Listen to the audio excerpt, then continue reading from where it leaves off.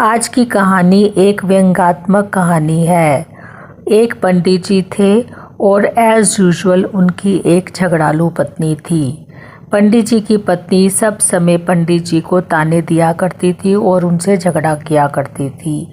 पंडित जी अपनी पत्नी के तानों से तंग आकर एक दिन घर छोड़कर हिमालय की तरफ चल पड़ते हैं। हिमालय जाकर वह भगवान शंकर की खूब पूजा पाठ करते हैं और एज़ यूजुअल हर कहानी की तरह भगवान शंकर बड़े आराम से पंडित जी के सामने प्रकट हो जाते हैं और बोलते हैं, मांगो वत्स, तुम्हें क्या चाहिए।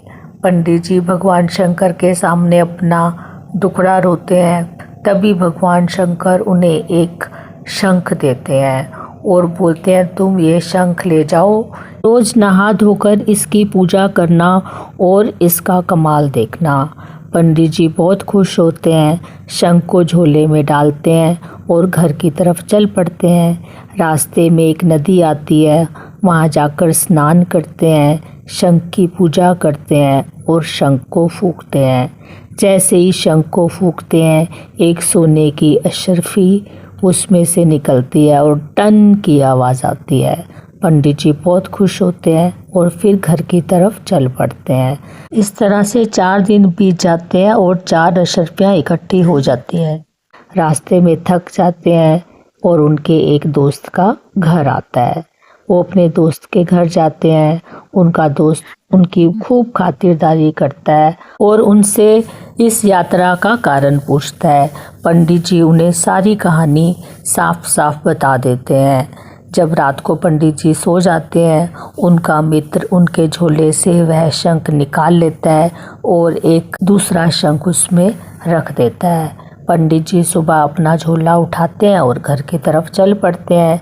फिर एक नदी आती है, स्नान करते हैं, शंख फूंकते हैं, लेकिन उसमें से तो धू तू पू की आवाज़ आती है और कोई अशर्फी भी नहीं निकलती। पंडित जी घबरा जाते हैं और फिर से वापस चल पड़ते हैं, घर नहीं हिमालय की तरफ। हिमालय पहुंचकर पंडित जी शंकर भगवान को बोलते हैं, आपने ये कैसा शंख दिया, इसकी तो बैटरी ख़त्म हो गई। शंकर भगवान कहते हैं, साफ साफ सारी बात बताओ।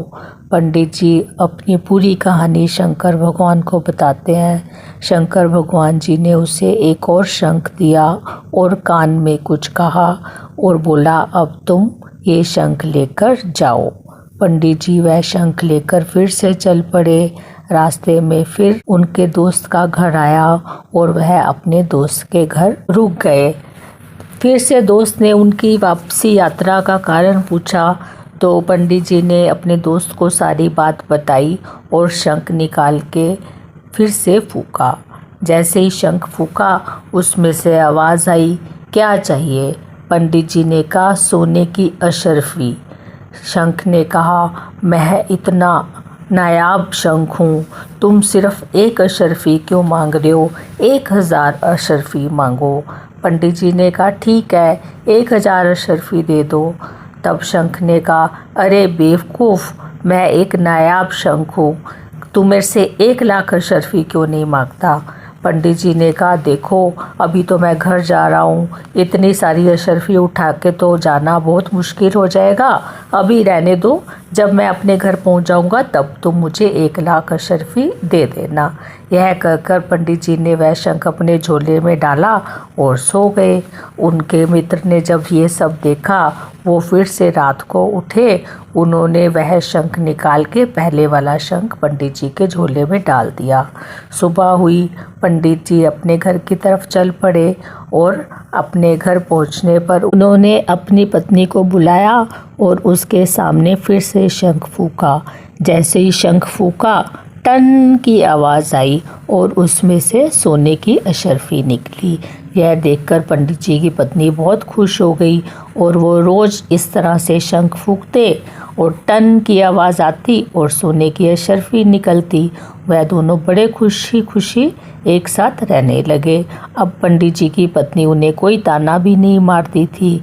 इधर से सुबह उठकर उनके दोस्त ने वह शंख निकाला और फूंका। जैसे ही फूंका, शंख से आवाज़ आई, अरे नीच प्राणी, मैं इतना नायाब शंख हूँ, तू मुझसे एक अशर्फी क्यों मांग रहा है? अरे नीच, तू मुझसे कम से कम 1000 अशर्फी तो मांग। तो पंडित जी के दोस्त ने कहा ठीक है, आप मुझे 1000 अशर्फी दे दो। तब शंख ने कहा अरे नीच अधम प्राणी, छोटी सोच वाले, तू कम से कम 1,00,000 अशर्फी तो मांग। तब उनके दोस्त ने कहा ठीक है, आप मुझे 1,00,000 अशर्फी दे दो। शंख से फिर आवाज़ आई, अबे छोटी सोच वाले नीच प्राणी, मैं इतना बड़ा शंख हूँ, कम से कम कुछ करोड़ तो मांग। तब उनके दोस्त ने कहा ठीक है, आप मुझे करोड़ दे दो। तब शंख को बहुत गुस्सा आया। फिर उसने कहा अरे मूर्ख, तू सिर्फ 1 करोड़ मांग रहा है, 10 करोड़ क्यों नहीं मांगता? मैं एक बहुत बड़ा नायाब शंख हूँ। तब उनके दोस्त ने कहा ठीक है, आप मुझे 10 करोड़ दे दो। तब शंख ने कहा तू मुझसे 20 करोड़ क्यों नहीं मांगता? यह सुनकर पंडित जी के दोस्त का सब्र का बांध टूट गया। उन्होंने कहा ठीक है, तुझे जो देना है दे तो सही, जो तेरी मर्जी तू दे, पर दे। तब शंख ने कहा अरे मूर्ख, मैं एक ढपोर शंख हूँ, मुझे सिर्फ बातें करना आता है, मैं सिर्फ बातें कर सकता हूँ, मैं देता वेता कुछ नहीं। तुझे अगर सोने की अशर्फियाँ चाहिए थी तो कम बोलने वाले शंख को खोना नहीं चाहिए था। तो इस कहानी का दी एंड यही होता है। ये थी आज की कहानी। मिलते हैं नेक्स्ट वीडियो में। Thank you so much.